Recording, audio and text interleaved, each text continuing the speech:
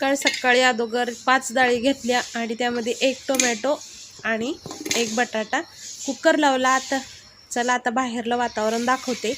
ते हे बघा दीदी सकाळ सकाळी बाहेर सगळं झाडू मारते आणि नाना जनावराचं शेण झाडलोट करत आहेत आणि मी आता करते नाश्त्याची सकाळ सकाळची सगळ्याची तयारी। तर नाश्त्यामध्ये आज मी इडली सांबर करणार आहे। तर हे समर्थची खेळणी इडली सांबर आवडते ना तुला?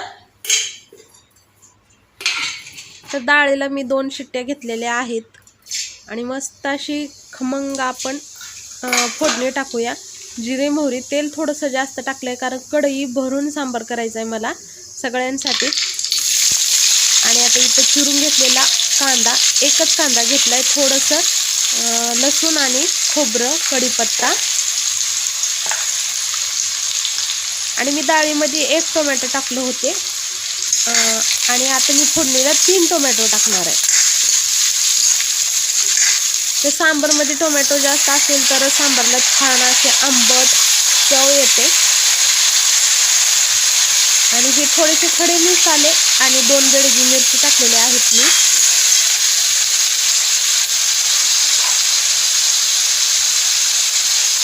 थोडीशी कसुरी मेथी, हिंग माझ्याकडे संपले त्यामुळे हिंग टाकले नाही।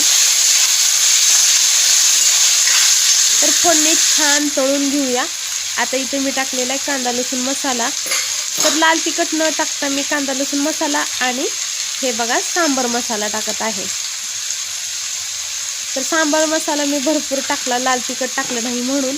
आणि आता मी फोडणीमध्येच मीठ टाकणार आहे, त्यामुळं कसं आपण जे पहिला घास खातो तर ते आपल्याला आळणी किंवा ठसका लागणार नाही। तर वरच्या फोडणीच्या तेलामध्ये पण मिठाची चव उतरते, त्यासाठी फोडणीमध्ये मीठ अवश्य टाकायचं। तर छान अशी फोडणी आपली तळून झालेली आहे। आता ही आपली शिजवून घेतलेली डाळ हे बघा।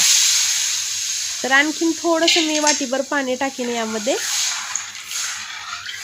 आणि मस्त असं घटसर सांबार बनवलेलं आहे। तर आमच्या घरामध्ये सगळ्यांना डाळीचं सांबार आवडतं। तर हे बघा डाळीचं सांबार बनलेलं आहे। तर व्हेजिटेबल सांबार खात नाहीत त्यामुळे मी डाळीचंच बनवते, ते खातात।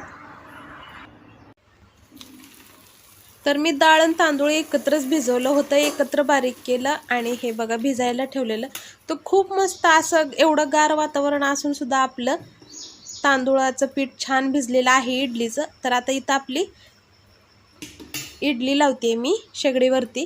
तर आपलं सांबार उकळलं, मग मी ते गॅसवरती काढून ठेवले गार होण्यासाठी, कारण आता लगेच पहिले इडलीचं भांडं शिजलं की नाश्त्याला द्यायचं आहे मला आणि शेगडी पण आपली तापलेली आहे मस्तपैकी।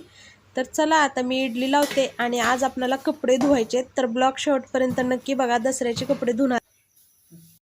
तर काल घरातले साफसफाई करून घेतले, भांडे तर धुवून घेतले आणि आज आम्ही कपडे काढलेत आणि नाश्त्याला सगळ्यांना इडली सांबार बनवले, तुम्ही बघितलंच सुरुवातीला।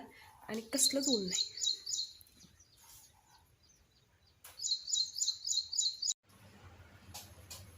तर इथे आता आम्ही दोघी कपडे धुतोय आणि वातावरण बघा। आणि जे कपडे धुवायला आणून बाहेर ठेवलेत ना त्यावरती समर्थ लोळतोय बघा तिकडं भिंतीच्या कडेला। तर त्याला खूप मजा वाटते। कपडे भिजवू नको समर्थ, खाली वर झाले।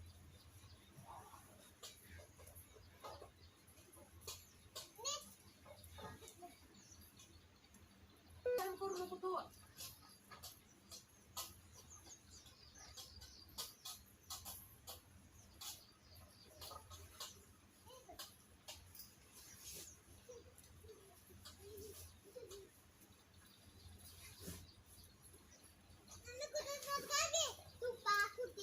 इथं घालते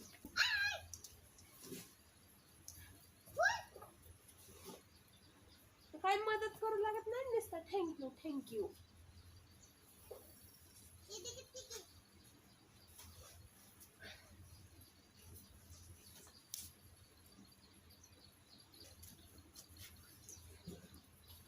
ओके एकच नंबर, फक्त आता ऊन पडायला पाहिजे नाहीतर मग लय पक्का रात्री उघडत झोपायचं। बारकी बस येते का? उठ रे, उठ बरं, एक घाण करू नको।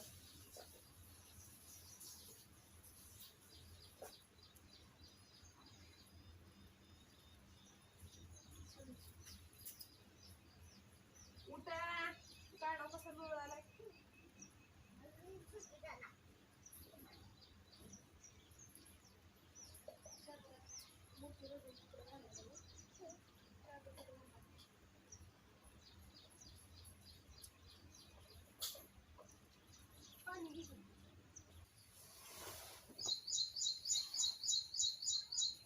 2-3 तास कडक ऊन पडलं का वाळते.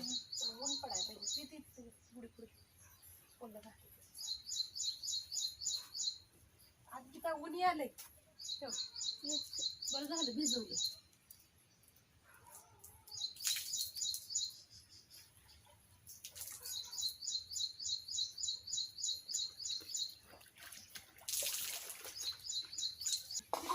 जागा लागल्या खोट्या अशी आडवी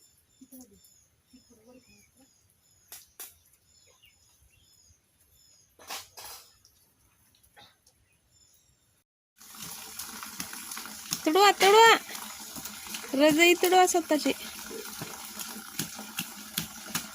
स्वच्छ स्वच्छ निघाली पाहिजे.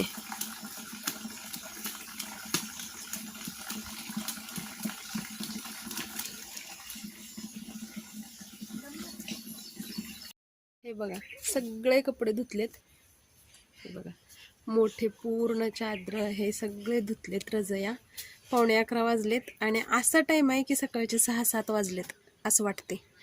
हे बघा कसं वाळवायचं आता. असंच कसं रे बाळा.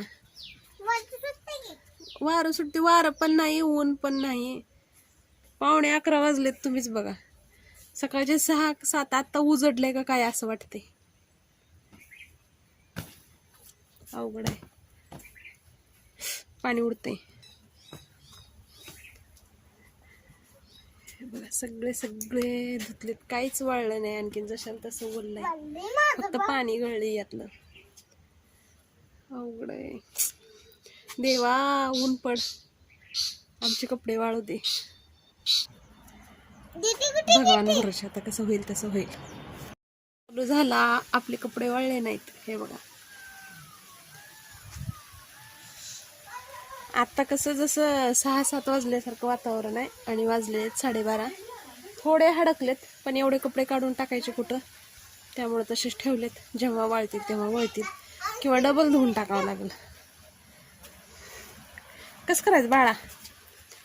ए बाळा कुठं गेला बाळ. काय करायचं ग. काय काढून नेवात काय करावं. सगळे कपडे बसले पाहिजे. छोटे कपडे मग ठेवायला लागतील. पण फॅनला वाळतील तर काय. याच्यात हडकलेलं बी तेवढं पाणी बसलेलं की डबल होय का. काय करावं. हे जरा मला हडकल्यासारखे वाटते बघ. सोप्यावरती टाकून फॅन लावूया का. घे मग पांघरायपुरते तर संध्याकाळी वाळवावं लागेल की फॅनला कशाला तर. लय अवघड केलं ग पावसानं. ह्याला लय मज्जा वाटली बघ. हे कुठं गेलं. हे सगळं आतरणं पांघरूनात खेळतोय.